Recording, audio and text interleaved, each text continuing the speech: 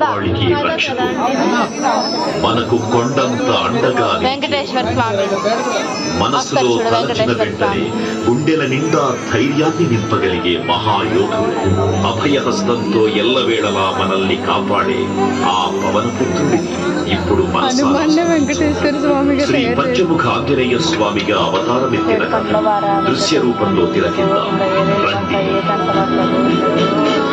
జనేయం ప్రసన్నాంజనేయం ప్రభాదిత్యకాయం ప్రకీర్తిప్రదాయం భజే వాసుపుత్రం భజే బాలగాత్రం భజేహం పవిత్రం భజే సుఖమిత్రం భజే రూపం భజే కర్ణతేజం. అది రామాయణ మహాయుద్ధం భీకరంగా సాగుతున్న తరుణం. శ్రీరామచంద్రుని సారథ్యంలో వానర సైన్యంతో విజృంభిస్తూ లక్ష్మణ స్వామి తనతో పోరాటం చేస్తున్న రావణుడి కుమారుడు ఇంద్రజిత్ తలని బాణంతో ఒక్క వేటుతో వేరు చేశాడు. ఇంద్రజిత్ మరణ వార్త విన్న రావణుడు ఆవేశంతో ఊగిపోయాడు. ప్రతీకారం కోసం పాతాళ లోకాధిపతి తన సోదరుడు అయినటువంటి మహిరావణుడి సహకారం కోరాడు.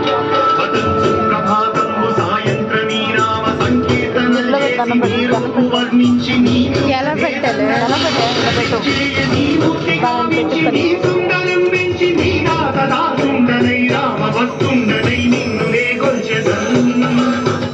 ఇందాక దాంట్లో కూడా ఉంది కదా గ్రీన్ కలర్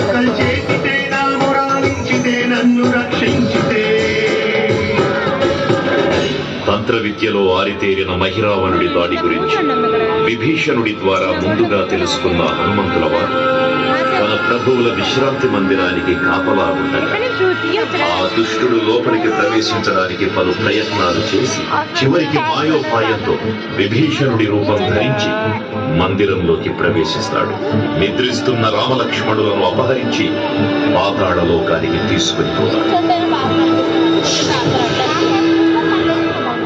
అంజనాదేవి గర్భాన్వయా దేవీ నిర్సనేరంతవారన్ దయాశాలి వైదూజియం నాథ వైదూజియం